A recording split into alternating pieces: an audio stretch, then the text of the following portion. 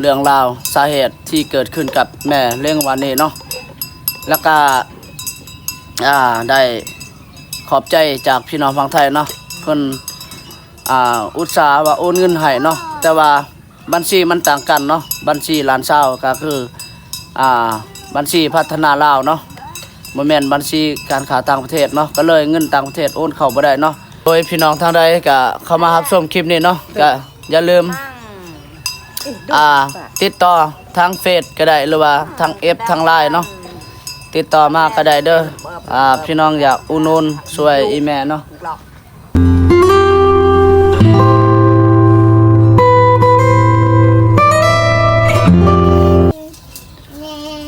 สบายดีพี่น้องเบิดสุขุสุขคนเนาะบ่ว่าพี่น้องที่อยู่ภายในและต่างประเทศเนาะที่เข้ามารับชมเนาะก็มื้อนี้พี่น้องเนาะบาซี่ก็ได้เล่าเรื่องอีแม่เนาะกับเรื่องวันนี้พี่น้องเนาะที่เกิดขึ้นกับอีแม่วันนี้เนาะที่อีแม่เพิ่นอันนี้บาดเจ็บสาหัสเนาะสาเหตุย้อนว่าสาเหตุหยังแดเนาะเดี๋ยวไปฟังคลิปนี้เลยแล้วก็จากพี่น้องฝั่งไทยเพิ่นว่าโอนเงินให้เนาะแต่ว่าเป็นจะได้โอนบ่ได้เนาะเดี๋ยวอยากให้พี่น้องแล้วก็ FC เบิดทุกคนเนาะต้องฟังคลิปนี้ให้จบเนาะโดยกาซีอันนี้เนาะบาซีกาสิได้เล่าเรื่องที่เกิดขึ้นกับอีแม่เนาะเมื่อวานนี่พี่น้องเนาะก็คือจังซี่วันนี้เนาะอีแม่เพิ่นก็ได้ออกเมื่อส่วนแต่เช้าพี่น้องเนาะแล้วก็พ่อกับบาซีนี่ก็ได้เมื่อหน้าซอยเอื้อยเกี่ยวข้าวเนาะก็เลยบ่ได้ฮู้เรื่องราวที่เกิดขึ้นกับอีแม่นะบ่ได้เห็นกับตาพี่น้องเนาะพอดีบาซีกามาหอดทงหน้าเนาะเมื่อหน้าพี่น้องเนาะเกี่ยวข้าวซอยวันนี้ก็เกี่ยวได้แต่เช้าเนาะรู้สึกแบบร่างกายบาซีรู้สึกแบบบ่สบายเนาะแบบฮ้อนต้นโตอยากนอนพี่น้องเนาะง่วงอยากนอนพอดีได้เกี่ยวแต่ให้เดียวเนาะบาซีกะขึ้นก่อนอันนี้ขึ้นแต่เกี่ยวเขาเนาะพักผ่อนขึ้นนอนเนาะปะให้พ่อกับเอื้อยเนาะเพิ่นเกี่ยวเขาวันนี้พอดีได้ขึ้นนอนคราวเดียวนะขึ้นนอนพอดีอีพ่อกับเอื้อยขึ้นมาแต่เกี่ยวเขาเลยส่วนกินข้าวเนาะพอดีได้กินข้าวแล้วประมาณ1-2 ชั่วโมงรู้สึกแบบบ่สบายอีกพี่น้องเนาะก็เลยได้นอนเรื่องวันนี้เนาะมื้อเฮานอนพอดีตื่นมา3 โมง 4 โมงบ่เฮาตื่นมาแล้วก็เห็นว่าพ่อกับเอื้อยยังเกี่ยวข้าวเนาะพอดีจนฮอด5 โมงนะจังได้กลับมาแล้วก็เห็นว่าอันนี้ล้านๆเนาะมาเอาบาวซีแล้วก็มาบอกเหตุการณ์ที่เกิดขึ้นกับอีแม่มื้อวานนี่เรื่องวันนี้เนาะบาวซีรู้สึกแฮงแบบตกใจแฮงพี่น้องเนาะโตสั่นเลยเนาะจนว่าขับรถไถเมื่อบ้านนี่บ่ได้เนาะโตสั่นพี่น้องเอ้ยแล้วก็บาวซีก็มาฮอดบ้านเนาะฮอดเฮือนก็ได้เห็นอีแม่เนาะกับตาบาดใจพี่น้องเนาะจนมือเรื่องวันนี้จนว่าเกือบสิทำใจบ่ได้นะเห็นว่าสภาพอีแม่นักหน่วงวันนี้เนาะสาเหตุที่เกิดขึ้นกับแม่นี่เนาะเดี๋ยวก็สิเล่าเรื่องราวให้พี่น้องได้ฟังเนาะพอดีจังซี่พี่น้องเนาะที่พาให้แม่อันนี้บาดเจ็บสาหัสนี่ก็คือเรื่องวันนี้ประมาณ3 โมงเนาะเพิ่นก็ได้ออกมาแต่สวนว่าสิกลับบ้านนะพี่น้องเนาะก็ฮอดอันนี้พอดีเพิ่นเมื่อหันฮอดห้วยฮอดมีอันนี้เนาะน้ำสร้างบ่มีอยู่บ่น้ำสร้างโอ้น้ำห้วยบ่เพิ่นว่าเมื่ออาบน้ำเนาะอาบน้ำเพิ่นก็อาบเรียบร้อยเนาะอาบแล้วแหละพี่น้องเนาะแล้วพอดีอีแม่หันก็เกี่ยมว่าสิเมื่อนะพี่น้องเนาะเกี่ยมเมื่อกำลังสิขึ้นคอยกะบ่สูงดอกพี่น้องเนาะแล้วก็เพิ่นมืดเนาะมืดแล้วก็พาลมบัดนี้ตั้งหลังนี่อีแม่ก็เจียกับผ้ามันแก้วแล้วก็ เบรกอ้อยแน่แล้วก็มีผักหญ้านางเนาะประมาณน้ำหนัก10ปลายโลเนาะเครื่องที่อยู่กับผ่านพี่น้องเนาะก็เลยเพิ่นล้มบัดนี้ล้มแล้วพัดทึกไม้บัดนี้เนาะไม้ต่อบักยาวๆเนาะไม่ค้อนบ่ระว่าไม่ต่อไม่ค้อนเนาะพี่น้องเอ้ยทึกพอดีไม่อันปักเนาะความมันเลิกซ้ำพี่เมื่อคืนบาซีเห็นเนาะซ้ำพี่ความเลิกแล้วก็ตอนเพิ่นอันนี้ตอนเพิ่นล้มแล้วก็เพิ่นเจ็บเลือดอันนั้นเนาะไหลบ่หลายเนาะอีแม่บ่อันนี้รู้สึกบ่ทันเจ็บปานใดเนาะพี่เพิ่นก็ได้คอยย่างเมื่อพี่น้องเนาะแต่3 โมงจนว่าฮอดบ้านนี่5 โมงเนาะบ่แม่น4 โมงเนาะฮอดบ้านนี่พี่4 โมงเนาะแล้วก็เพิ่นก็พักไล่หอบไล่เทื่อแหละเพราะว่าบ่มีผู้ใดเห็นเนาะลูกหลานก็บ่ได้เห็นเนาะบ่ได้อยู่นำกันเนี่ยคันว่าอีแม่เป็นจังสันจังซี่เฮาคือสิบ่เห็นแหละพี่น้องเอ้ยเกือบไปแล้วพอดีเพิ่นย่างมาฮอดเส้นทางหลวงนี่รอหลายๆพี่น้องเอ้ยโอ้อีแม่โซ่ให้พังนี่เฮงย่านพี่น้องเนาะว่าเป็นไตต้นน่ะคอยย่างพอดีจังมาฮอดเฮือนนี่พี่น้องเนาะแล้วก็มีหลานๆมาบอกนะว่าสาเหตุเกิดขึ้นกับอีแม่เนาะหลานนั้นก็มาเอาบาชีบัดนี้วันนี้กับอีพ่อเนาะพอดีเพิ่นเล่าเหตุการณ์เนาะเพิ่นว่าบ่าวเมื่อไว้ได้เพิ่นว่าแม่เฒ่าเจ็บตีนเพิ่นว่าทึกไม้เนาะ ทึกไม้พอดีร้อนหลายๆเพิ่นว่าโอ้พอดีบาชีก็ได้กลับมาฮอดเฮือนเนาะแล้วก็มาพร้อมกับเอื้อยเนาะกลับมาฮอดเฮือนแล้วก็บ่จักเสียจังได๋ล่ะพี่น้องมีแต่ว่าบาเซียนหาไปยืมรถพี่น้องนี่ล่ะรถเอื้อยนี่แหละเนาะยืมไปส่งเพิ่นเข้าโรงหมอ1มาเงินก็บ่มีนะก็เลยบอกให้เอื้อยไปยืมเงินพี่น้องแน่500,000กีบพี่น้องจังได้เข้าโรงหมอเนาะมาฮอดโรงหมอแล้วก็เขาเจ้าได้ล้างบาดเรียบร้อยเนาะล้างแล้วก็เขาเจ้าได้ยิบประมาณ 4-5 เข็มพี่น้องเนาะ4-5 เข็มแล้วก็ท่านหมอบอกให้เฮานอนบ่หรือว่าสิเมื่อเนาะจิตใจบาซีด้วยกับเอื้อยเนาะอยากให้อีแม่นอนอยู่หั่นเนาะให้พักผ่อนให้ท่านเพียท่านหมอดูแลเนาะแต่ว่าแม่ก็บ่ให้นอนเนาะเพราะว่าเงินก็บ่มีอีหยังก็บ่มีแล้วเนาะเงินสิอันนี้ซื้อค่ายาก็บ่มีพี่น้องเนาะ ก็เลยมาฮอดพี่เมื่อคืนนี่8 โมง 9 โมงกลางคืนเนาะอันนี้พี่น้องฝั่งไทยเนาะเพิ่นว่าโอนเงินให้บ่าวซีเนาะเพื่อนำใช้ในครอบครัวเนาะแต่ว่าบ่าวซีก็บ่มีบัญชีเนาะพี่น้องเนาะบ่ทันได้สร้างบัญชีแล้วก็จากพี่น้องฝั่งไทยเพิ่นก็ได้เช็ดหลายๆเนาะว่าให้ยืมมัน2บัญชีพี่น้องเนาะก็เลยบาซีก็ได้แล่นไปหายืมบัญชีล้านเช้าเนาะมื้อคืนนี้บาซีก็ได้ถามจากเอื้อยทางไทยเนาะได้ถามว่าโอนทางบัญชีนี่ได้บ่เนาะ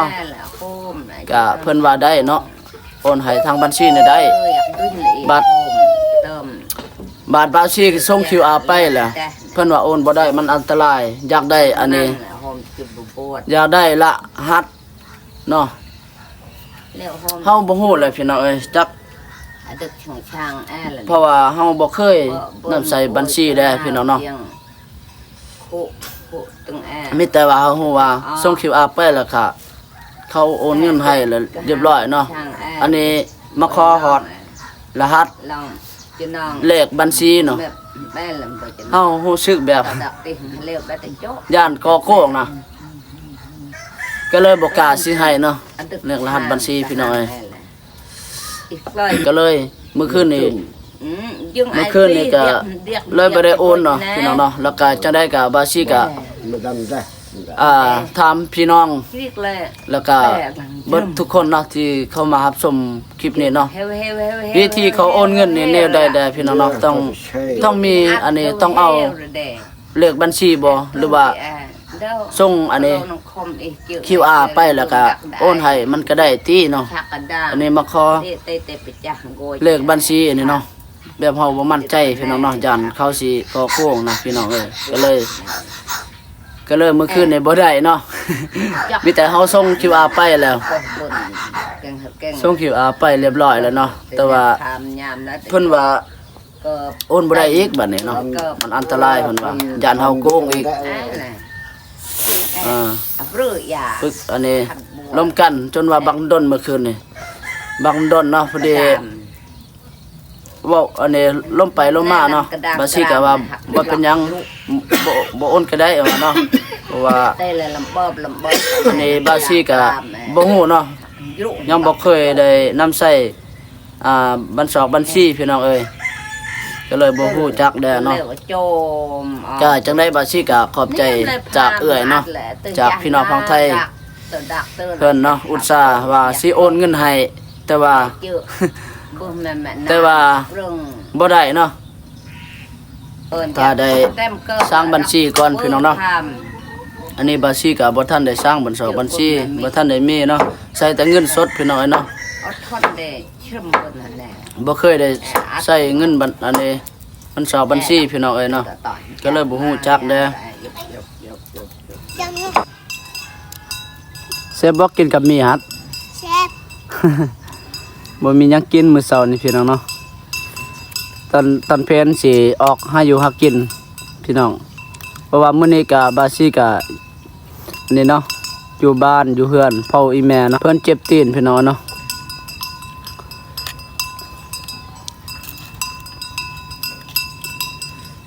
ป้อนหญ้าน่ะเด้อ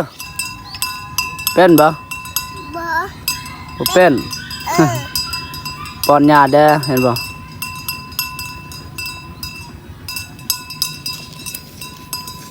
เกือบเมื่อวานเนี่ยเกือบสิบ่ทันไปส่งหมอพี่น้องเอ้ยเกือบสิบ่ทันแหละ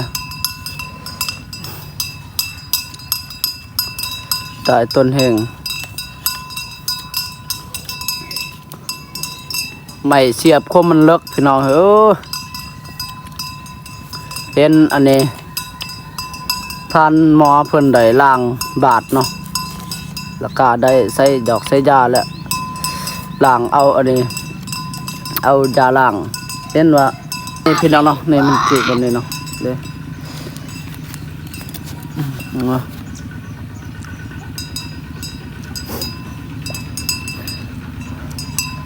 ยัง2-3 มื้อนี่สิได้ไปส่งอีกเนาะไปล้างบาดอีก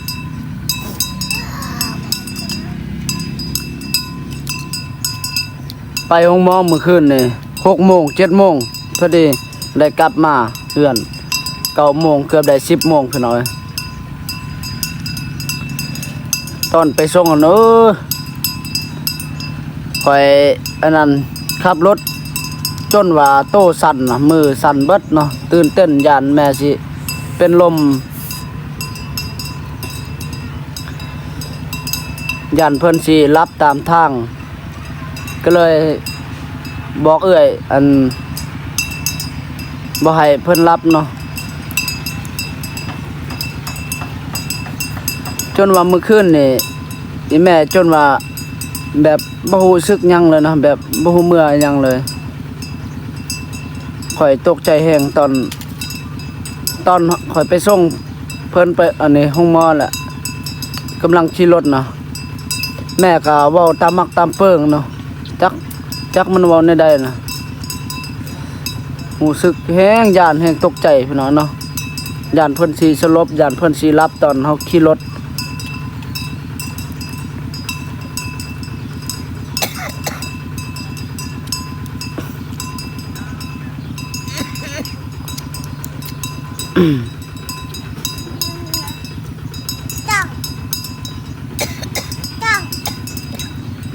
ป้อนหญ้าเด้อ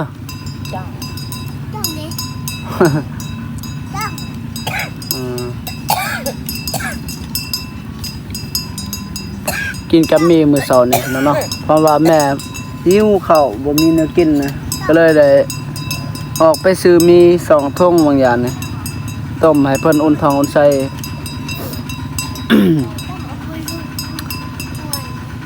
บ่ได้หาอยู่หากินข้าวเวียกช่วงนี้พี่น้อยเนาะไล่มาแต่เกี่ยวเขาจนมาฮอดมือปั้น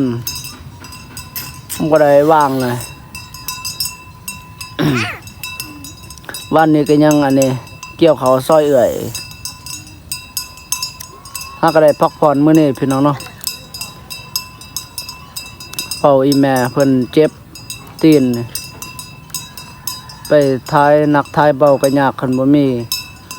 คนเฝ้าคนดูแลเนาะมื้อนี้นี่คือสิแล้วดอกเอื่อยเกี่ยวเขามื้อนี้นะ Nếu này bạn một con นะนะ một เบ้อ con có Ừ, một ừ. con แซ่บบ่กินมีแซ่บบ่ แซ่บ แซ่บ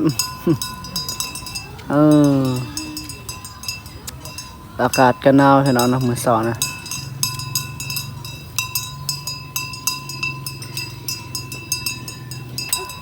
เดี๋ยวนี้ยังเจ็บอยู่บ่หมดตีนน่ะน่ะ chết đầy rồi ไข้แน่ล่ะบ่อ๋อบ่คือตอนอันนั้นเนาะตอนบ่ทันได้ยิบหันเจ็บแฮงบ่ chết đó nữa tận này nhịp rồi chết โอ้วันนี้ làng nhịp เดี๋ยวนี้แค่แน่แล้วเนาะ เจือ เด้นี่เห็นบ่ความมันเลิกนะถึกใหม่ ถูกลอง จนว่าซ้ำพี่น้องนี่ความมันเลิกนะบาซีเห็นเมื่อคืนนี่เสียวแฮงเป็นตาย่านย่านว่าแม่สิบ่รอดเลยเมื่อคืนนี่นึงมากอะลักๆนี่เขาคิดว่ามันสิถึกเส้นเลือดนี่นะหากว่าเส้นเลือดแตกนี่โอ้คือสิได้ไปห้องหมอแขวงแล้วเมื่อคืนนี่ อันนี้ยังว่าบุญเนาะ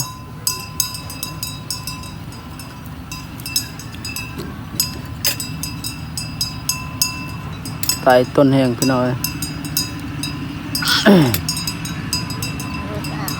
จนเผ็ดปลา คลิปนี้กับบาชีกะได้เล่าเนาะเรื่องราวสาเหตุที่เกิดขึ้นกับแม่เรื่องวันนี้เนาะแล้วก็ได้ขอบใจจากพี่น้องฝั่งไทยเนาะเพิ่นอุตส่าห์ว่าโอนเงินให้เนาะแต่ว่าบัญชีมันต่างกันเนาะบัญชีหลานสาวก็คือบัญชีพัฒนาลาวเนาะบ่แม่นบัญชีการค้าต่างประเทศเนาะก็เลยเงินต่างประเทศโอนเข้าบ่ได้เนาะแล้วพี่สาวฝั่งไทยเมื่อคืนว่าโอนเงินให้เนาะให้ใส่ใจในครอบครัวแล้วก็ให้ดูแลแม่เนาะเพราะว่าเงินสิ